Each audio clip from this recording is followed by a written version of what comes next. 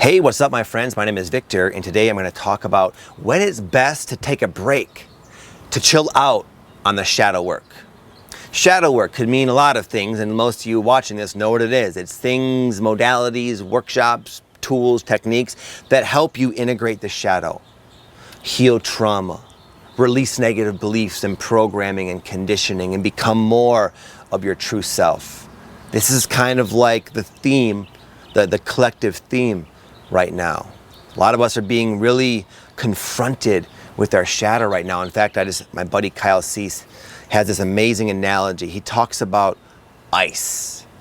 Ice is kind of where the world was at, where the collective humanity was at. You know, ice is it's solid, it's blocky, it's cubey, it can't do much. And the sun is now shining. The high vibrations are coming into the planet and it's melting the ice. And the ice thinks it's only ice. So as it melts, it turns into water, something more fluid, with more ease and flow and more dynamic and just free, best way to put it. The ice is hesitant because to melt means death. When the ice knows it's water, it's rebirth. So what a lot of us are doing right now is that the sun is shining on the collective. Our shadows are no longer able to be hidden from us. So a lot of us are just doing a lot of shadow work, whether we like it or not. But the thing is, what can happen is as you get to kind of get on this momentum of healing and transformation and going to retreats and workshops and doing online courses and getting Reiki and getting psychic readings and doing breath work and past life regressions and then plant medicine, it can be this it can generate this momentum where you're getting a lot of healing done, a lot of breakthroughs, very exhilarating, but it starts to wither away at you if you go too fast. And that's what I did at multiple different junctures in my awakening. I was on a race for enlightenment.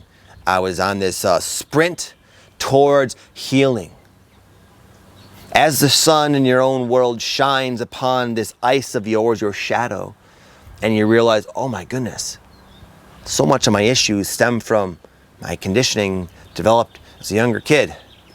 And you start to see how it's impacting you, how it's blocking you from your potential, how it's causing you to create drama and problems in your life. So that usually provokes this eagerness to just get it out. I want to heal, I want to be free. So I'm going to keep doing the shadow work, keep going to the workshops, keep doing this, keep healing.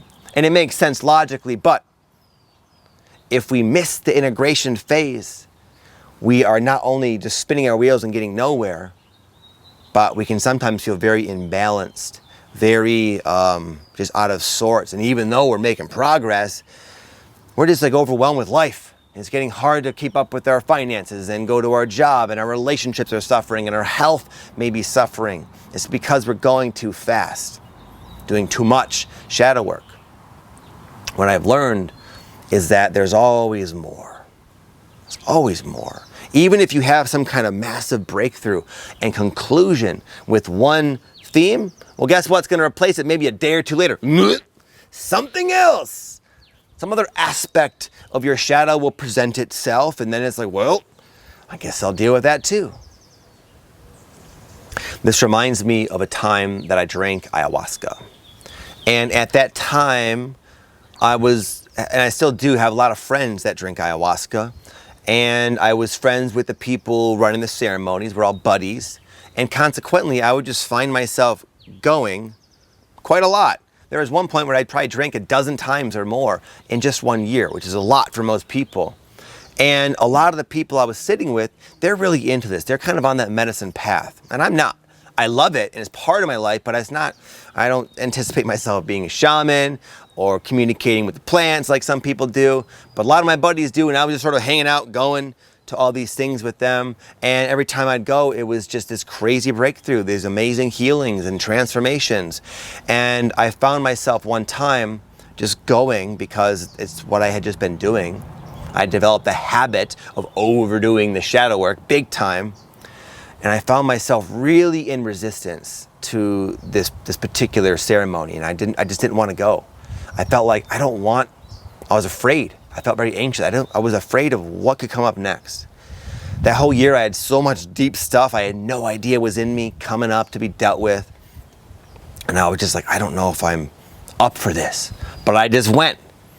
And I'll never forget, I drank the medicine. And I started to feel the effects and had to go in and use the restroom. And I was in the restroom.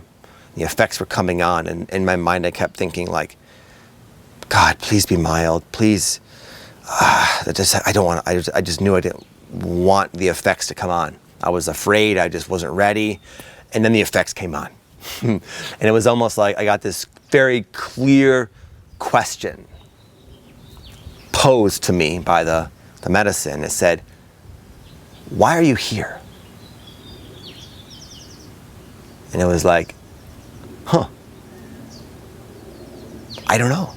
Because my friends were going to do it. I thought it's what I do. Maybe that's a stupid reason. Maybe that's not a very well thought out reason. And that was an example of me just doing too much. Now, around that time as well, maybe more in alignment with this video, I was feeling very like paranoid. I had just too much of my shadow coming up, and I just felt very anxious.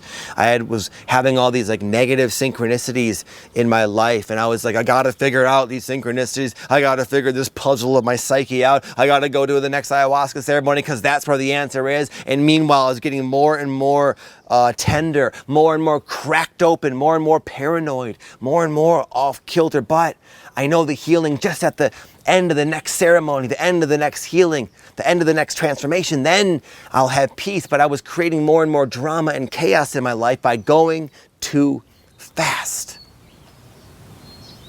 I've learned if you just keep choosing to focus your attention into the shadow, you're going to find stuff. Maybe you sort out most of your current life situation stuff, your bad habits, and then you start getting into like the past life stuff.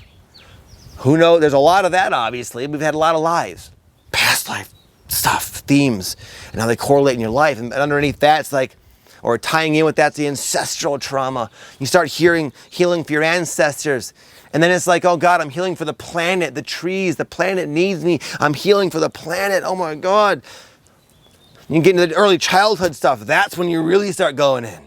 That's when you really start getting to the root. But it's just, there's always more. There's always more, and it can take on this momentum that becomes very overwhelming. And you become more at like a dis-ease where you're just not feeling well. And that, unfortunately, at least for me, created deeper dives into the shadow work. I gotta feel better. And what helped me is taking a long break from the plant medicine and living a normal life. What helped me is ignoring these synchronicities that were like projections of my shadow offering me clues. I started to ignore them. I started reading like novels and just fun books. Started watching like The Sopranos and Vikings and stuff on TV. And you know what? 6 to 8 months later, I felt a lot better.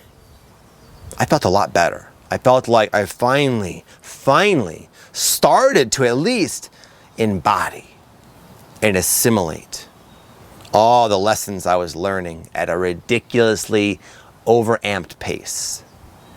And then my life came into balance, and I realized now I heal faster by doing less.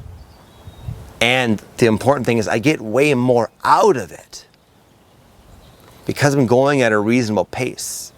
When I was going from breakthrough to breakthrough to breakthrough to breakthrough to breakthrough, it wasn't really being cemented in my body, in my behavior, my choices, or in my life. It was like this temporary awareness, maybe a phenomena of healing that in the moment was phenomenal and enlightening, but it didn't really translate into me and my life changing all that much until I slowed down and really grounded in each and every experience. So I put out this video in case you relate to this and you were like me. I felt like I was not being courageous by backing off initially. I feared that I was running from my shadow by actually giving myself time. You can think about it like this. Our inner child is always with us. And a lot of these emotions come from that. And it's just not cool to throw the little inner child into these intense situations time after time after time. Again, it's a lot. The inner child's like, listen, man, I'll go. But come on, give me a freaking break. Give me a breather. Let me gain my bearings. Let me get some solid food in my system. Let me get my energy back. Let me get some sleep. Let me make sense out of all that before. And if you give your inner child time and work in partnership with it, it can take you very far. And in my experience, I feel like I make progress now faster. I really feel that way.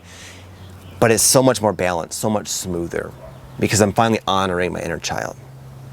If you relate with this, my friend, I'd be very curious to know. Please leave a comment below and let me know what you thought of the video.